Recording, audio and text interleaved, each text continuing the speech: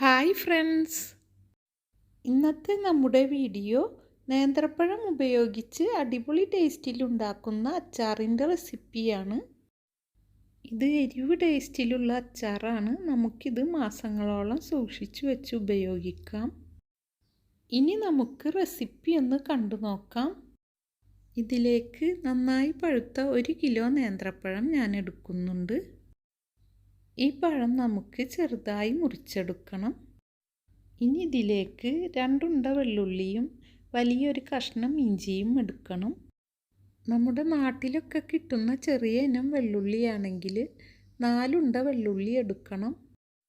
നമ്മൾ എടുത്തു വെച്ച വെള്ളുള്ളിയും ഇഞ്ചിയും ചെറുതായി മുറിച്ചെടുക്കണം. ഇനി ഇതിലേക്ക് എരിവ് കുറവുള്ള ടൈപ്പ് 100 ഗ്രാം പച്ചമുളക് എടുക്കുന്നുണ്ട്. മുളകിനൊന്നും പ്രത്യേകിച്ച് അളവുകളില്ല, അതെല്ലാം നിങ്ങളുടെ ടേസ്റ്റിനനുസരിച്ച് എടുക്കാം. ഇനി ഇതിലേക്ക് 1 കപ്പ് പുളിവെള്ളം എടുക്കുന്നുണ്ട്. ഈ അച്ചാർ നമുക്ക് പുളി ചേർക്കാതെയും ഉണ്ടാക്കാം. ഇനി നമുക്ക് അച്ചാർ റെഡിയാക്കിയെടുക്കാം. 1 കപ്പ് സൺഫ്ലവർ ഓയിൽ ചൂടാക്കിയെടുത്തതിന് ശേഷം അതിലേക്ക് നമ്മൾ മുറിച്ചെടുത്ത നേന്ത്രപ്പഴം ചേർത്ത് ഇടയ്ക്കിടെ ഇളക്കി കൊടുത്ത് ഇത് ബ്രൗൺ നിറത്തിൽ ഫ്രൈ ചെയ്തെടുക്കണം. ഇപ്പോൾ ഇത് റെഡിയായി. ഇനി നമുക്കിതൊരു പാത്രത്തിലേക്ക് മാറ്റാം. പഴം ഫ്രൈ ചെയ്തെടുത്ത് ബാക്കി വന്ന ഓയിലിലേക്ക് വെള്ളുള്ളിയും ഇഞ്ചിയും ചേർത്ത് ബ്രൗൺ നിറത്തിൽ ഫ്രൈ ചെയ്തെടുക്കണം. ഫ്രൈ ചെയ്തെടുത്ത വെള്ളുള്ളിയും ഇഞ്ചിയും ചൂടാറാനായി നമുക്കൊന്ന് മാറ്റി വെക്കാം.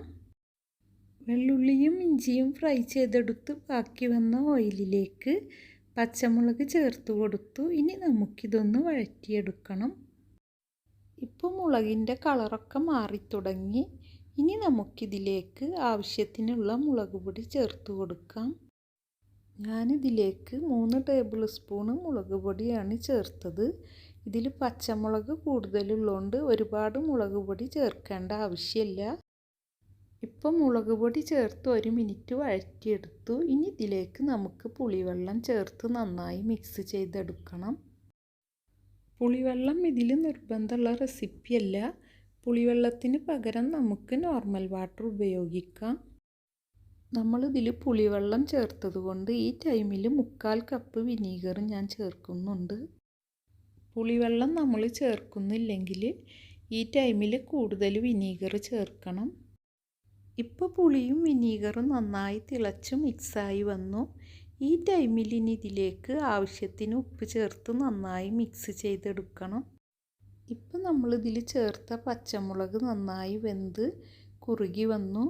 ഈ ടൈമിൽ ടേസ്റ്റ് നോക്കിയതിന് ശേഷം പുളി കുറവുണ്ടെങ്കിൽ കൂടുതൽ വിനീഗർ ചേർത്ത് കൊടുക്കണം.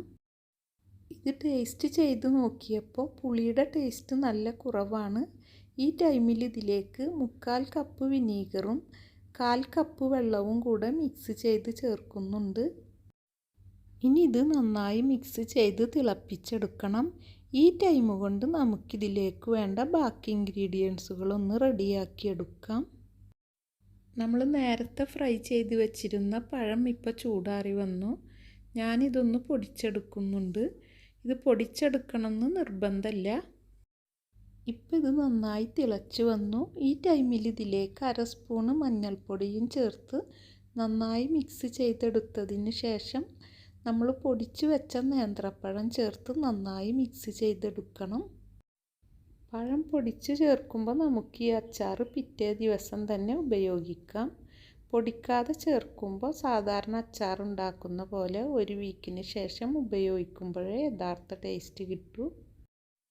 ഇനി ഇതിലേക്ക് 1/4 സ്പൂൺ ഉലുവ പൊടിച്ചതും ടേസ്റ്റിനനുസരിച്ച് കായത്തിൻ്റെ പൊടിയും ചേർത്ത് നന്നായി മിക്സ് ചെയ്തെടുക്കണം.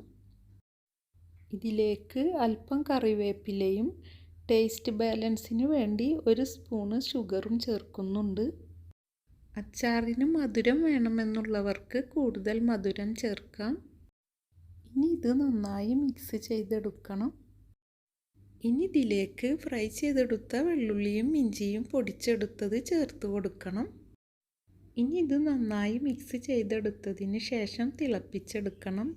ഈ ടൈമിൽ ഇത് ടേസ്റ്റ് നോക്കി പുളിയും ഉപ്പും കുറവുണ്ടെങ്കിൽ വിനീഗറും ഉപ്പും ചേർത്ത് കൊടുക്കാനും പ്രത്യേകം ശ്രദ്ധിക്കണം. ഇപ്പോൾ ഇത് റെഡിയായി. ഇനി അടുപ്പ് ഓഫ് ചെയ്തതിന് ശേഷം ഇത് അടുപ്പിൽ നിന്ന് ഇറക്കി മാറ്റി വെക്കാം. പുളിയും വിനീഗറും ചേർത്തുണ്ടാക്കുന്ന അച്ചാർ നമുക്ക് 2 മാസത്തിൽ കൂടുതൽ സൂക്ഷിച്ചു വെക്കാൻ കഴിയില്ല. പുളിക്ക് പകരം വെള്ളവും വിനീഗറും ചേർത്തുണ്ടാക്കുന്ന അച്ചാർ കൂടുതൽ കാലം നമുക്ക് സൂക്ഷിച്ചു വെക്കാൻ കഴിയും. ഇന്നലെ ഈവനിങ് ടൈമിൽ നമ്മൾ ഉണ്ടാക്കി വെച്ച അച്ചാർ ഉപ്പും പുളിയും എരിവൊക്കെ ചേർന്ന് നല്ല അടിപൊളി ടേസ്റ്റിലായി വന്നിട്ടുണ്ട്. ഇനി നമുക്കിത് ബോട്ടിലിലേക്ക് മാറ്റാം. ഇപ്പം നമ്മുടെ അടിപൊളി ടേസ്റ്റിലുള്ള നേന്ത്രപ്പഴം അച്ചാർ ഇവിടെ റെഡിയായി. ഇത് ബിരിയാണിക്കും ചോറിനും എല്ലാ ഐറ്റംസിനും വളരെ ടേസ്റ്റിയായൊരു റെസിപ്പിയാണ്. നിങ്ങളെല്ലാം ഇതൊന്ന് ട്രൈ ചെയ്ത് നോക്കണം. ഇഷ്ടപ്പെട്ടാൽ ഫീഡ്ബാക്ക് അറിയിക്കാനും മറക്കരുത്. ഇനിയും നല്ലൊരു റെസിപ്പിയുമായി നമുക്ക് വീണ്ടും കാണാം.